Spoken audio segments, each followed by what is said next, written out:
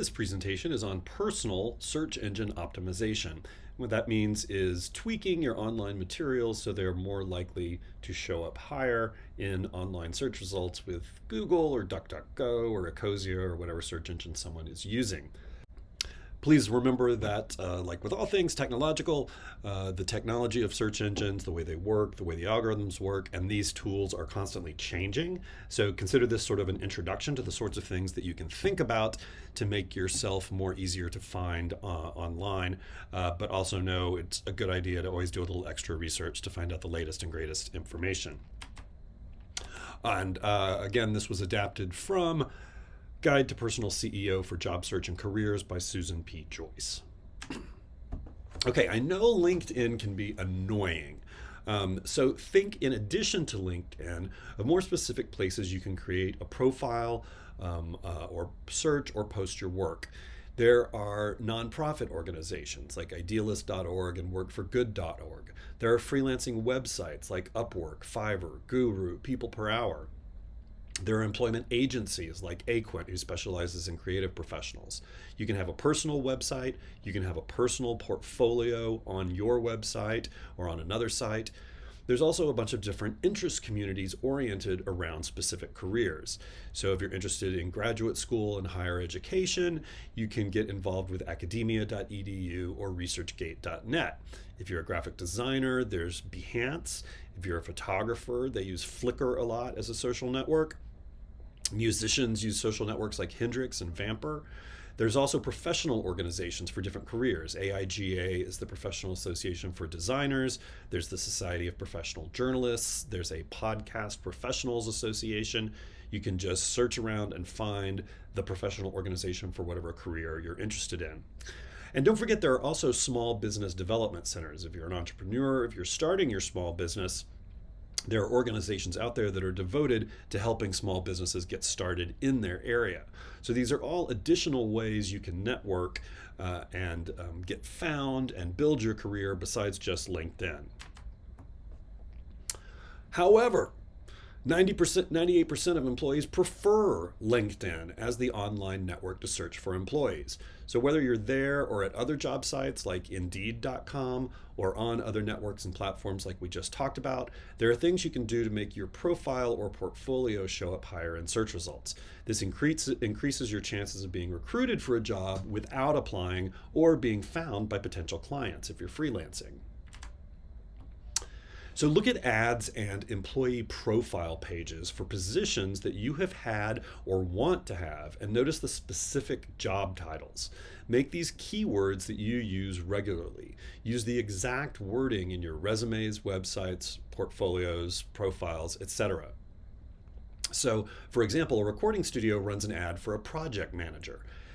Add to your resume, goal, apply skills and leadership to being a project manager in audio technology and development. Skills, leadership, was project manager for class research project on podcasting and for inventory team at Cabela's. As much as possible, use the exact wording that you see in ads and websites. Incorporate keywords into your natural language, the way you normally talk. Don't put keywords in a long list. Don't put them in white type. This is sort of a myth that people think if they do a list of invisible keywords of white on white text, the computers will pick up on it. People are aware of this and it doesn't really work. Don't abbreviate. Don't say MGR for manager. Spell it all out. Manager. These are things that will help search engines, but also various automated platforms.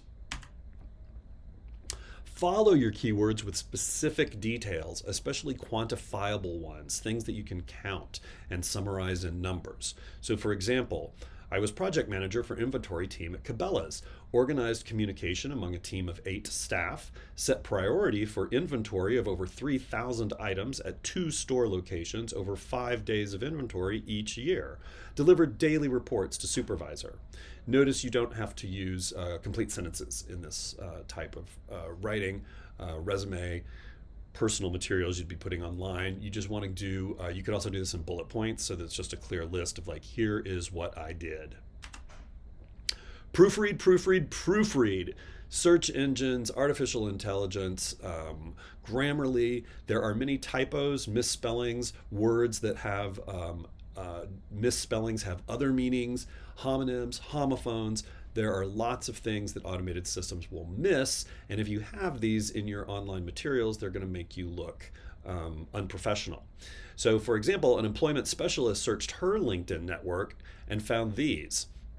The word manager was spelled manger 118,949 times. The word management was spelled mangement over 6,000 times. Representative was spelled representative 15,000 times. And engineer was spelled engineer over 4,000 times. Now, some applications may point out misspellings to you, but if it's not, but they won't do that if it's a real word that has different meanings, or if it's a homonym, a word where different spellings have different meanings, but they sound the same. So, for example, manager manger, spelled and spelt. I've seen materials where people said spelt, S-P-E-L-T, which is a word. It's a kind of grain, so it doesn't get flagged by spell check. But what they meant to say was spelled. I spelled this correctly, S-P-E-L-L-E-D. Remember that proofreading errors not only reflect on your education, but on your work ethic and time management skills. How can you convince someone you're a hard worker if you couldn't find the time to proofread your profile or resume? More tips. Use the same version of your name everywhere. If you've changed your name, if you have nicknames, make those standardized across your materials. Spell out names and locations. Assistant coach, not ASS.coach, and Virginia, not VA. If your job title, degree, or organization used language that was not typical, change it to what most people would use and would be searching for.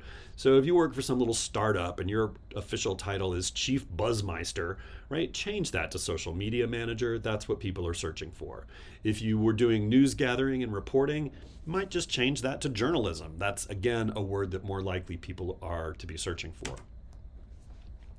Update your terminology. If you say you're skilled in Google Apps, well, I don't call it that anymore. It's Google Workspace. Same thing with Adobe Creative Suite. That is Adobe Creative Cloud. So make sure you're using current terminology. List the package, but also the specifics. Skilled in Google Apps, including Docs, Sheet, Mail, and Calendar. Microsoft Office 365 applications, Excel and Word. Adobe Creative Cloud applications, InDesign, and Photoshop. That way you've got the package of applications and then also the specific applications. Depending on which one people are searching for, you want those both in there.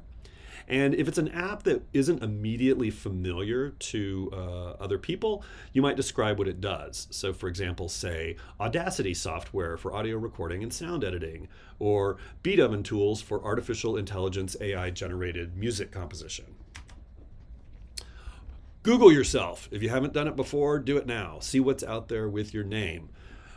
Also, Google as if you were hiring someone for a job you would like. So putting out there, say, journalist or audio engineer, recent graduate, Virginia, and see what comes up. See what are the most dominant terms in your resume or profile by running it through a word cloud generator. Here's a couple of links to word cloud generators. What these will do is visualize for you the most common terms in your resume, profile, or other online materials, so you can see if you're really emphasizing and repeating the things you want to be emphasizing and repeating. Now, most platforms have elements or tools to help you increase your traffic. So you'll often see analytics, things like Google Analytics or analytics on YouTube. They will tell you of your materials, what are people engaging with, what are they watching, what are they clicking on, for how long. This can let you know where you're getting more traction on your materials. So as you post things online, look for analytic tools you can use to measure what's being more successful.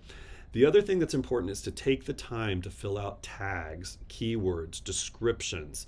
These are less for human users and more for automated recommendations. So for example, if you're putting some promotional materials out on YouTube, it's much more likely to get recommended to other viewers, at the end of the video when you're watching something and it says, hey, you may also watch this or be interested in that.